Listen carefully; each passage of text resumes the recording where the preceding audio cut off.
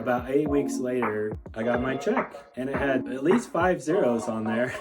Hi, my name is Ethan, and when Matt Self approached me about a critical illness policy that was attached to a life insurance policy, I was a little bit skeptical because I thought I never heard anything like this, that would actually pay out this much money if I had a critical illness. Read all the fine print, did what I needed to do to investigate the company, and purchase a policy. And even though it was a little bit of sacrifice every month, because I was almost 50, to get the policy for $1 million, I decided just to keep going with it, even though last summer I almost decided to cancel it because I was thinking, how could I ever get a critical illness? You know, that never happens to me. I'm really healthy. Last September, I came back from a backpacking trip with our family. It was 11 miles. The week afterwards, I was really sore and I had some weird bruising all over my arms. And my joints were still hurting from the backpacking trip. A week later, I scratched my toe and then it eventually turned black. Ended up going to the emergency room. Long story short, I was diagnosed with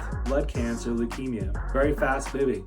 They transported me up to Duke Hospital, gave me the unfortunate bad news that unless they started treating me right away, I would die within 4 to 6 weeks. So they got the cancer under control, was able to get released from the hospital after 6 weeks of being in the hospital, and that's when I started doing my paperwork. I was really kind of skeptical. About 8 weeks later, I got my check, and it had at least 5 zeros on there.